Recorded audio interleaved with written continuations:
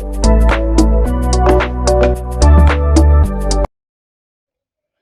Friends, जय हिंद। आप सभी लोगों का एक बार फिर से सौर एकेडमी में स्वागत है। हमारी जो 6000 प्रश्नों की जीके जीएस की सीरीज चल रही है, उसी के नेक्स्ट पार्ट को देखेंगे। ये जो आगामी आने वाले आर्मी अग्निवीर के एग्जाम्स हैं, उसके लिए भी इंपॉर्टेंट है। इसके अलावा जितने भी एग्जाम हैं, चाहे एसएससी हो, बैंकिंग हो, पुलिस हो, पीबी हो, वो सारे एग्जाम के लिए इंपॉर्टेंट है। और हर एक प्रश्न के साथ 4 से 5 अतिरिक्त तथ्यों को भी इसमें शामिल किया गया है, जो आपकी परीक्षा में पूछे जाने वाले तथ्य होते हैं, इंपॉर्टेंट तथ्य हैं। तो बहुत ध्यान से देखिए। चलिए क्लास को शुरू करते हैं और देखते हैं आज का पहला प्रश्न क्या है। यूनेस्को द्वारा भारत के कितने स्थलों को विश्व धरोहर स्थल के रूप में शामिल किया जा चुका है? भारत के ऐसे कितने स्थल हैं जिसको यूनेस्को की विश्व धरोहर स्थल में शामिल किया जा चुका है?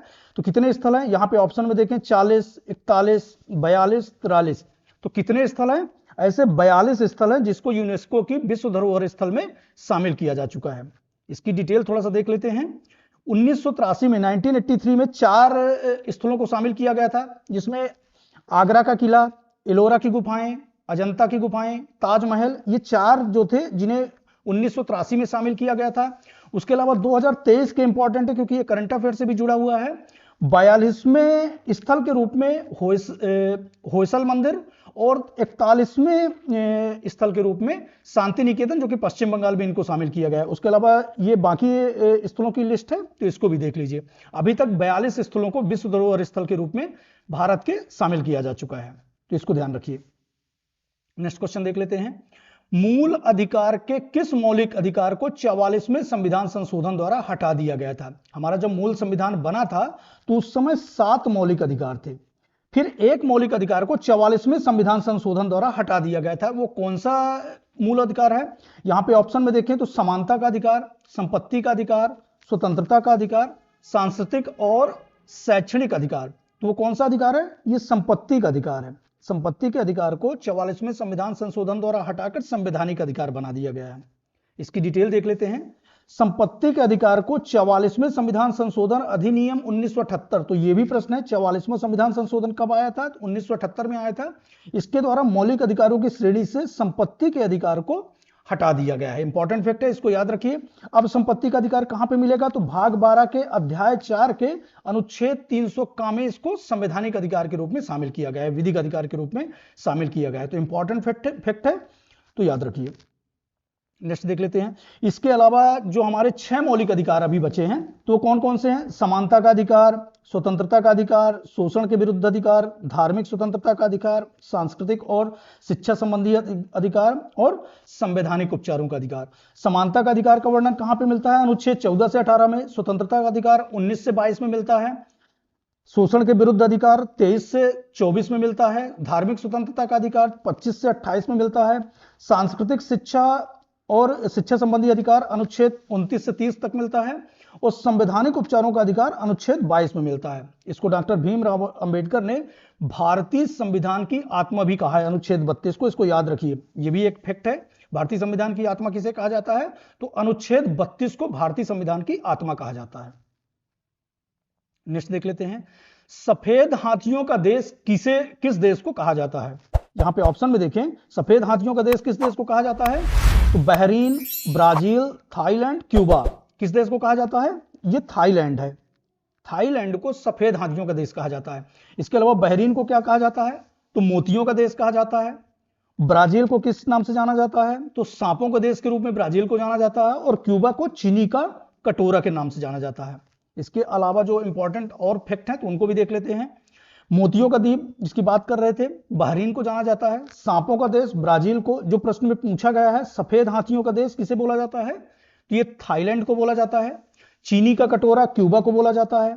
दुनिया की छत पामीर का पठार, उगते हुए सूर्य का देश जापान को बोला जाता है। पक्षियों का महाद्वीप दक्षिण अमेरिका को, एम्पायर सिटी न्यूयॉर्क को और पवित्र भूमि जेरूसलम को। ये सारे के सारे इंपॉर्टेंट है, इनमें से कोई भी एग्जाम में पूछा जा सकता है, तो इंपॉर्टेंट है, इनको नोट कर लीजिए।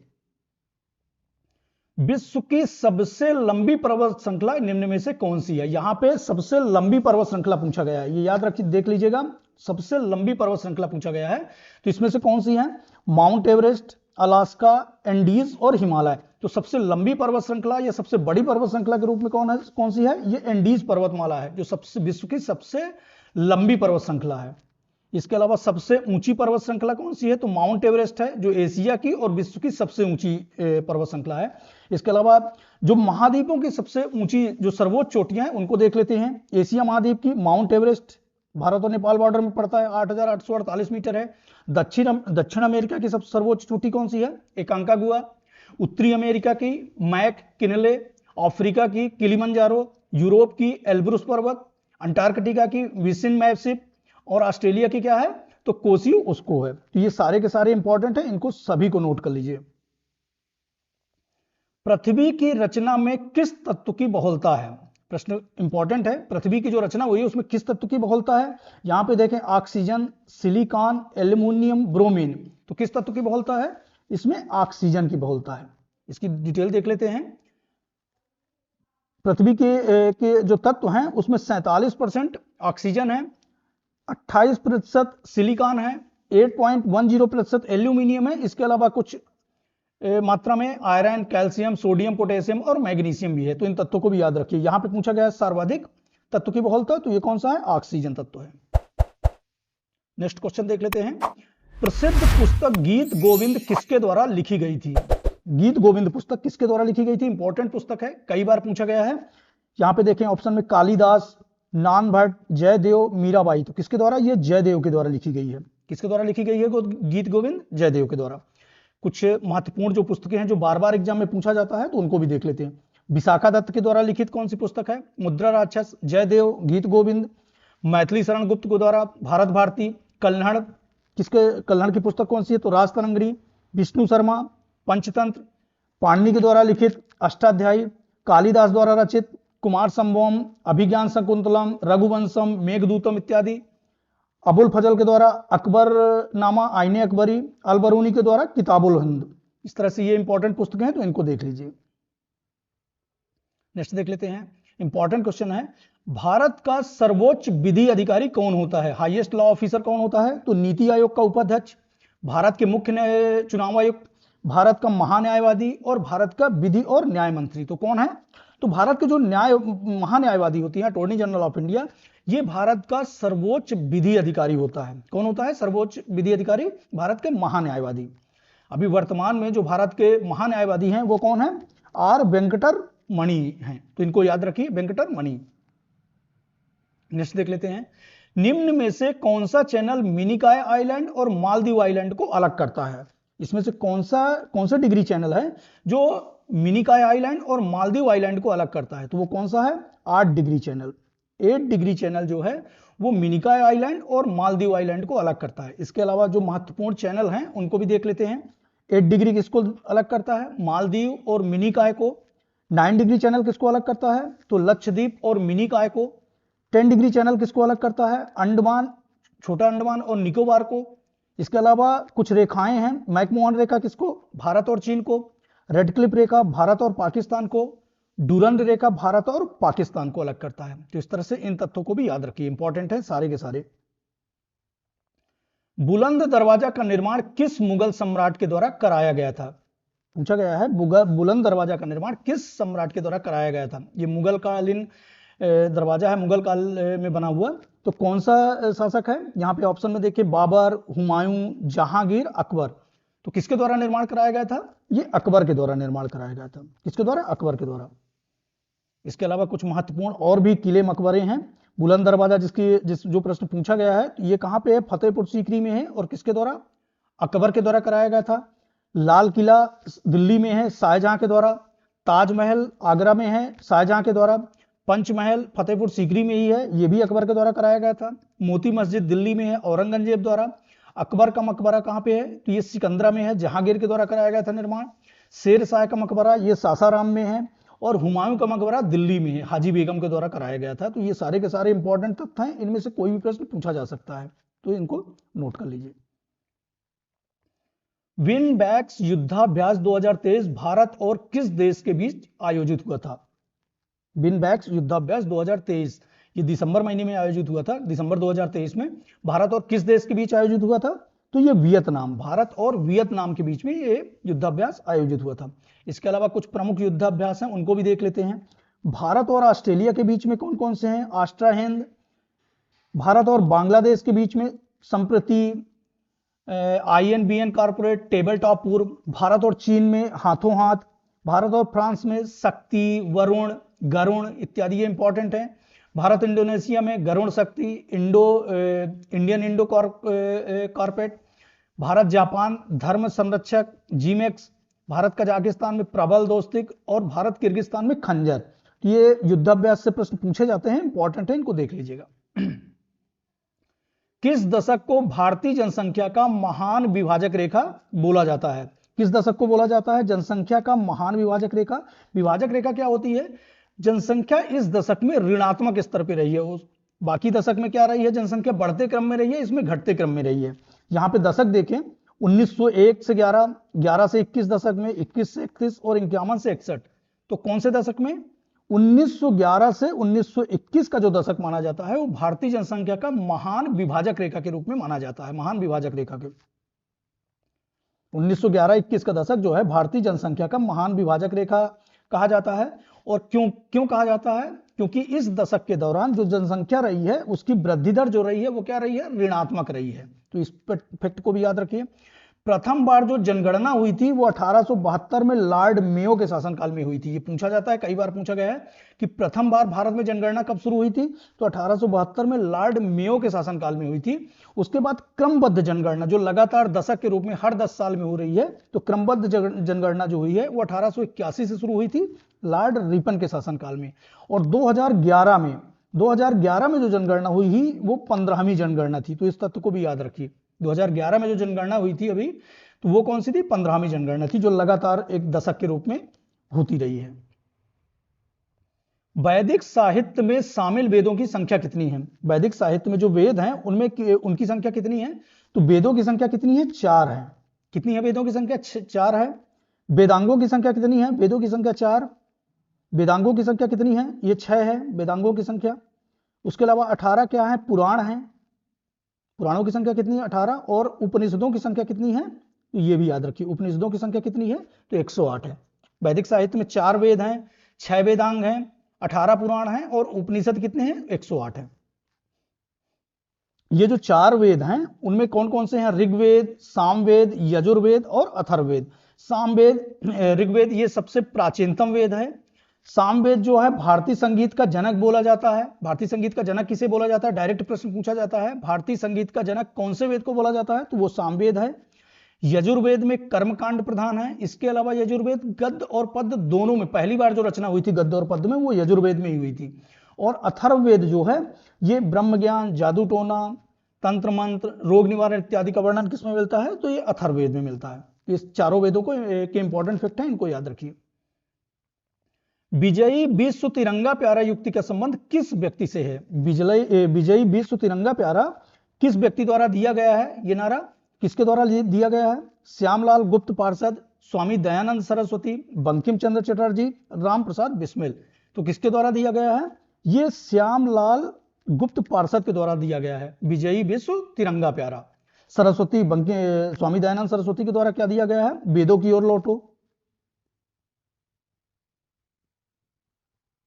वेदों की ओर लौटो किसके द्वारा दिया गया है? स्वामी दयानंद सरस्वती के द्वारा।